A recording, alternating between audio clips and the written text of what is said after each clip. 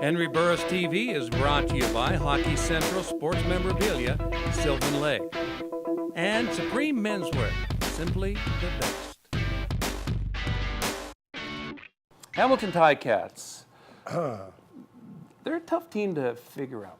Yeah. I mean, if you went on Kevin Glenn's performance, I mean, it's, 500 quarterback up and down. I mean, I've yet to be impressed this year, and I know we've talked about that before, but just a tough team to figure out. Yeah, I mean, they're a very talented team. And, I don't know what it is for Hamilton the past couple of years with all the great leadership, talented players, some of the best at their given positions in the CFL. Why they keep hovering around the 500 mark? I mean, to me, it's mind-boggling. But one thing you can definitely tell is that they set, a focus in their mind this year that to get over the hump, they had to beat Montreal. And each and every time they played the Alouettes, especially in Hamilton, they've handled business. They've looked like a team coming out of that locker room with reckless abandon, and they came out with only one, motive on their mind, and that was to beat the Alouettes. And but now they got to take that next step. I mean, you can beat the Piper, but now you got to beat everybody else along with it. And that's why we're not taking them lightly, because, like you say, on offense, emergence of young receiver Chris Williams, Avon Coburn, Maurice Mann, and of course Kevin Glenn. When he's throwing the football, he's capable of putting up many yards at any given time. But on defense, from Johnson to Hickman to Stevie Bagg, they got so many great. Marquis Knowlton, Defensive Player of the Year last year, so many great players. We don't want to be the team that gives them the spark, because once this team catches fire, I feel that they can run off the table. They have that type of talent, but hopefully, we won't provide that here in Moncton. Let's look at Hamilton, what they've done the past few weeks. They beat Montreal, they lose to Montreal, and then they get defeated by the Edmonton Eskimos in a blowout. So a couple of blowouts, so maybe something has jarred that confidence somewhat. Yeah, definitely, it can happen. And like I said, if you put too much focus just on one team, you have a tendency to forget that speeding 18-wheeler, that Mack truck coming off the highway that's going to run you over, and that's what they ran into playing against the Edmonton Eskimos. Jerome Messam, he had a field day running the football.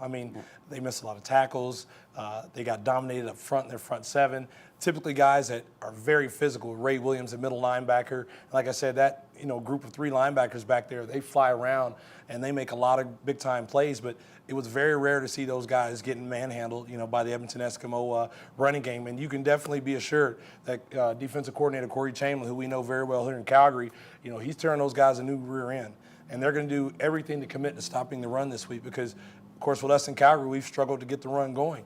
And they know we're making an asserted effort to get the run going. So now, may the best man win. This is going to be a physical battle, but with the talent they have, it's going to be tough. But, we got to take the notes that we got from Edmonton, that we got from Montreal, and assert it and use it to our advantage. And hopefully we can have the same success as well. What will Corey bring maybe differently than the last time you guys played? Well, I'm pretty sure he's going to have some wrinkles. They showed us a lot of different looks. They brought some blitzes here and there, which we did a great job of making the necessary adjustments on the fly, made some plays just to push them back out of that blitz. And really, when a team is bringing the house, you make a couple of plays, they'll get away from that. They'll, because they're like, hey, they're killing us with the blitz. We can't get to the quarterback. They're protecting well.